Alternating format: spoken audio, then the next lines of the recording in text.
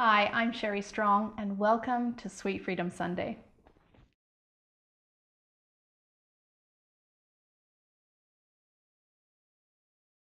Does giving up sugar mean absolutely no, nada, nothing, any little bit of sugar or even alcohol? That's one of the questions I'm most often asked, and people are like, I think I can give up sugar except for, and then they have something that they cling to, that the thought of giving up is terrifying. The answer is a very straightforward, it depends. It depends on your physiology, it depends on your level of addiction, and it depends on why you're giving sugar up and what you actually want to accomplish by giving sugar up.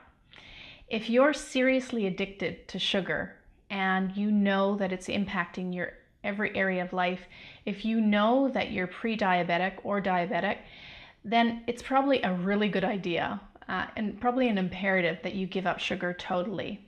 And the alternative of not giving it up is very dire and dangerous. So you have a huge why, a huge incentive to give sugar up. Now, if you're a stress eater and you're eating sugar and you're not conscious of how it's actually getting into your diet, but you have a strong feeling that you are addicted to sugar or something's not quite right with your physiology, you may be able to tolerate a little bit of sugar. But even in those circumstances, I strongly suggest that you go for much more natural alternatives as far as having things that are sweet in your diet. And number one, obviously going to fruit for that little touch of sweetness. You see, if we're sugar addicted and we're given two options, say a highly sugary treat or an apple, the chances are, even if this tastes better and that sugary treat has a pretty banal or average flavor, we will often go for it because we're not just eating the sweetness. The sweetness isn't the thing that we're looking for. It's compelling to our body, but what we're often drawn to, because if it was just sweetness, we'd have the apple because we know it's much better for us and we're intelligent beings, hopefully. But because we have drug-like reactions and highs that are associated with the sugars, not just the sweetness, it's the high our body goes through, that's the thing that actually helps us to kind of numb out or feel a sense of pleasure when maybe things are a little bit stressful or difficult. So giving up sugar is different for every individual. What I do know across the board is no one has ever been harmed for giving up refined sugar in their diet, particularly when they're replacing it with highly nourishing, energizing, and protective foods. To really understand where you are on that scale of addiction, it's really important that you get quiet. Take some time out to really start to listen to your body, observe your cravings, observe the highs and lows that you're actually experiencing. Get real and get honest with yourself. Ask yourself, would my life potentially be better if I gave up sugar? Even if it's just for a while to see the contrast. And it's really important when you're asking those questions of yourself to come at it from a very loving and kind and non-judgmental space. When we're in that tough love, judgmental and critical voice in our heads about our relationship with food, it makes it really hard to make the most loving, kind choice that's right for your body. One of the tips I use for getting off of sugar that I find really helpful, I use it in other areas of my life, and it was introduced to me by a therapist and coach called Michael Talbot Kelly. And he asks yourself, he says, there's kind of three versions of yourself. There's that addicted person who needs the sugar. And if that person's asking the question, the answer is always going to be no. Then there's that kind of other super strong, self-righteous, commandeering kind of person that's really the opposite of this person. And they might say, yeah, give up sugar, but it's not coming from the place of the third person. The third person is you when you're standing grounded, when you're really strong within yourself, when you're at peace with yourself, when you're essentially connected to what I call the spirit or the soul. And when you make a decision from that place, it's always the right decision for you.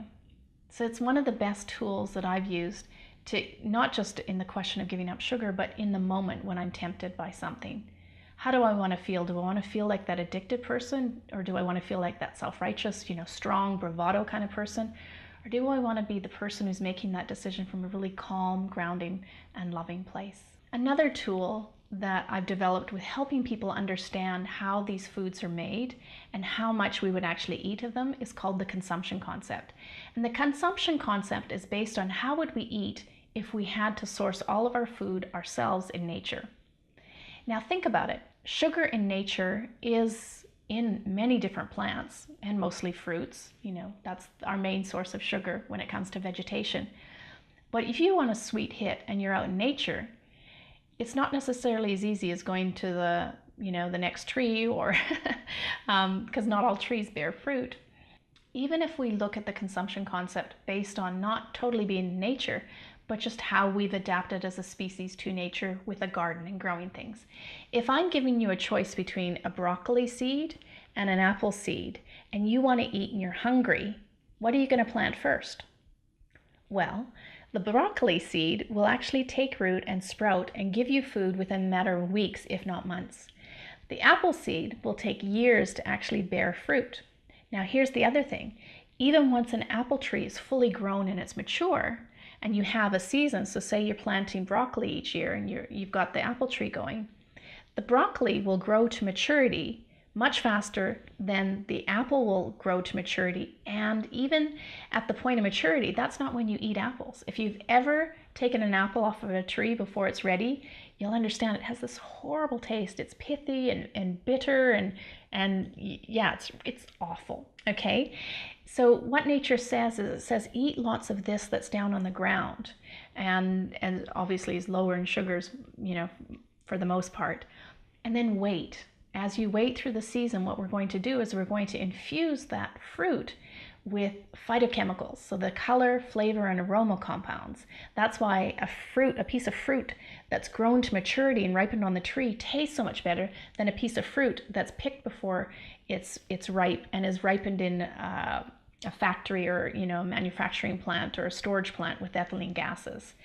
So when that fruit grows to maturity, that's when most of the nutrients are actually infused into the fruit, is why it tastes so good. And then the sweetness comes, and it's nature's way of saying it's going to reward you for waiting and, eat all this first. It's kind of like nature's way of saying, eat all this and then you can have your dessert. Maybe we weren't so crazy with coming up with that concept. Maybe it's based on nature. And the other thing is that if you want fruit throughout the year, you had to go through a lot of work in the harvesting of it, drying it and preserving it to keep you throughout the year.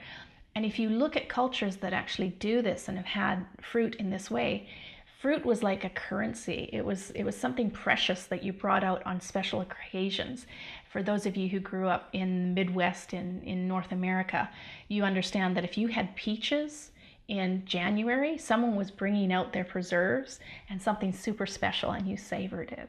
So giving up sugar doesn't have to mean giving up all sugars and all sweetness.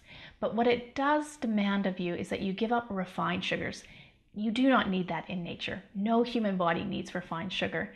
And there are plenty of natural sources that give you that beautiful, sweet, delicious treat that rewards you for your hard work. So does giving up sugar mean giving up all sugars? Absolutely not. For a short time, it might be really to your advantage to give up all sugars, including fruit, just so you can actually feel what your body feels like when it's getting things that are just totally nourishing, energizing, and protective, and not adding unnecessary sugars to your system. Thank you for joining me on Sweet Freedom Sunday.